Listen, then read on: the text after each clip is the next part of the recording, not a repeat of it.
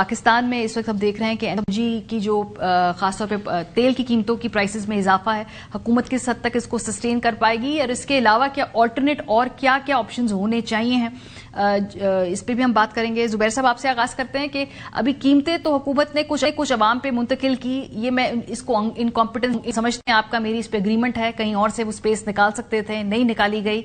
लेकिन बात ये भी दुरुस्त है कि आलमी मार्केट में कीमतें बढ़ रही हैं और वो पूरी दुनिया के लिए तेल की कीमतों का एक चैलेंज है, इंक्लूडिंग अमेरिका, जहां पे मैंने देखा कि 3 से 4 सेंट पिछले एक हफ्ते में ही बढ़ी है। सो अभी आप क्या देख रहे हैं, ये अपवर्ड ट्रेंड बढ़ेगा या इसका ये कुछ भी हो सकता है? एक ट्वीट से, एक बयान से ट्रंप के कभी कीमत नीचे आ जाती है, कभी कीमत ऊपर चली जाती है। एक्चुअली देखें ना, सबसे ज्यादा जो अनसर्टेनिटी है वो दो चीजों के हवाले से है। एक कि जंग खत्म कब होगी और किन हालात में होगी, मतलब how the world will be left after the war is over, मतलब ईरान का क्या बनेगा और बाकी गल्फ कंट्रीज का तेल की पैदावार के हवाले से, वो सारी चीजें उस वक्त सामने आएंगी जब जंग खत्म होगी और किन हालात में खत्म होगी। बिल्कुल तबाहकुन ईरान होगा और उसके ऑयल प्रोडक्शन पर भी इफेक्ट जो आपने और मैंने देखा है कि यूएस ने अटैक्स किए, बट उन्होंने कहा कि हमने तेल की प्रोटेक्शन के लेवल पर नहीं अटैक किए, लेकिन कर सकते हैं। So anything can happen, so how long will it continue उसके बाद पता चलेगा, but as it looks today, और जो अमेरिका की इंटेंट है, जो उनके मेरा ख्याल डिफेंस सेक्रेटरी भी पिछले दिनों बता रहे थे कि 2 से 4 हफ्ते और जंग चल सकती है जी। अब हमें मसला ये है कि हमें अहदाफ नहीं पता अमेरिका के, क्योंकि वो चेंज होते रहते हैं, उसका गोल पोस्ट चेंज होता रहता है। सो अहदाफ का अगर हमें पता ही नहीं है, and he obviously Trump from his political standpoint wants to show a victory कि जी हमने देखे ये अचीव कर लिया।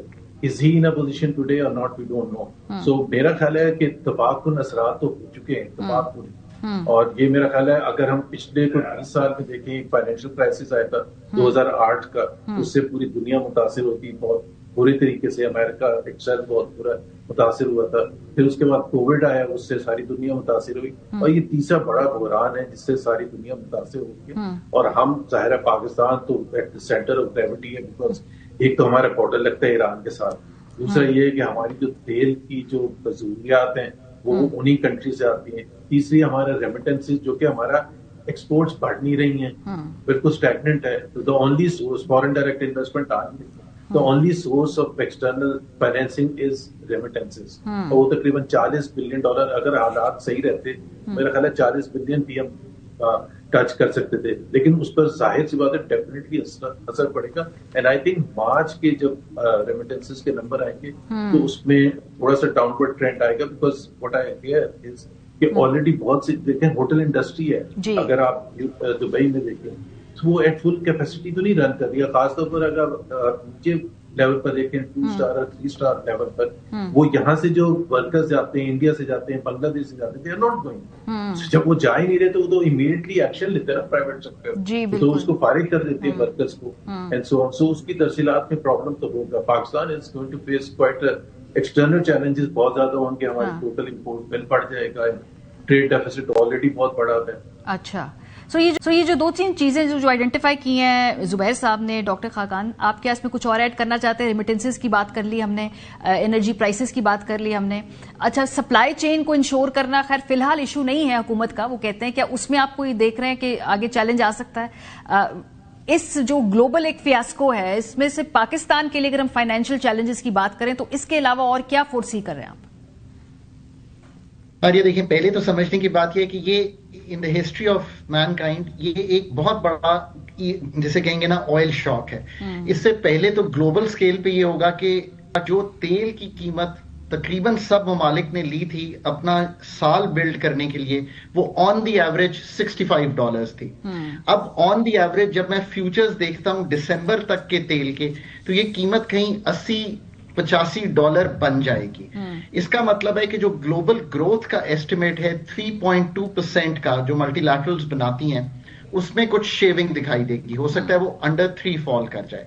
नंबर 2, जो इन्फ्लेशन है दुनिया भर की, उसमें भी हो सकता है 0.4 to 0.5% इजाफा हो।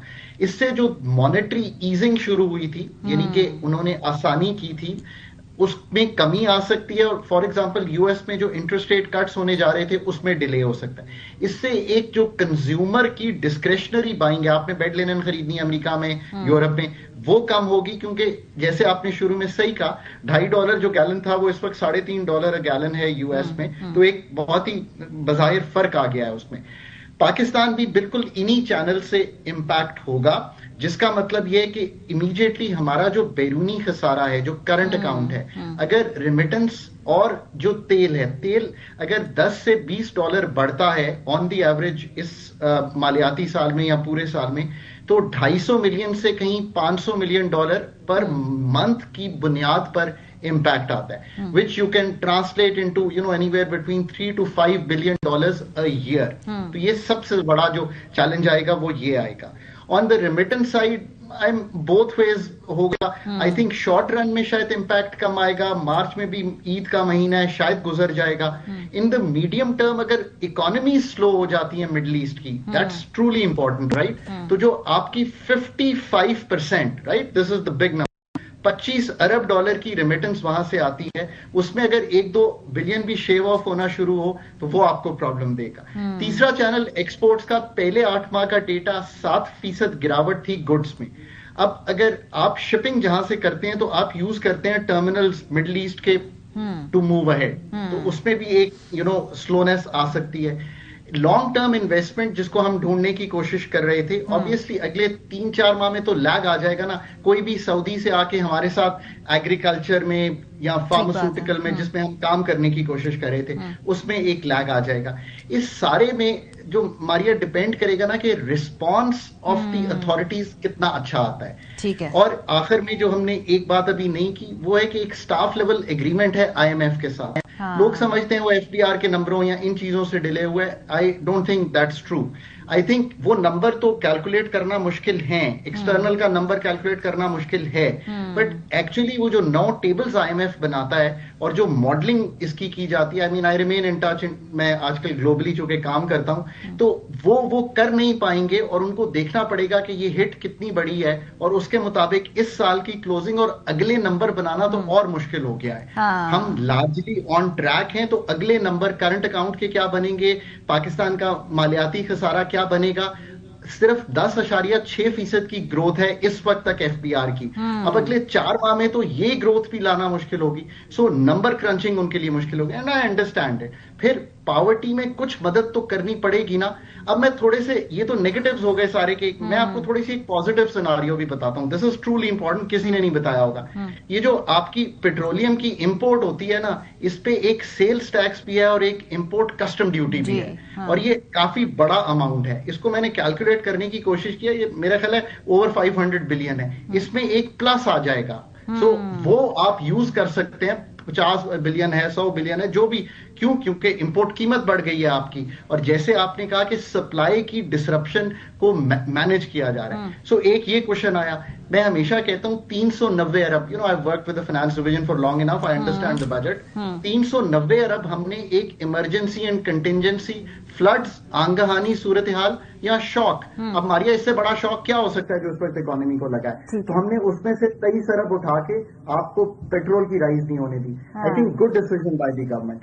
अच्छा, पहला जो डिसीजन है ना जिसको आप सही नहीं समझते, 55 का, लेट मी टेल यू वो डिसीजन। ये मैं इस पे आती हूँ, ये मैं इसके ऊपर भी गुफ्तगू करना चाहती हूँ कि मैं अल्टरनेट सोर्सेज पे भी बात करना चाहती हूँ, तो फिर मैं उसमें आपसे सवाल पूछूंगी।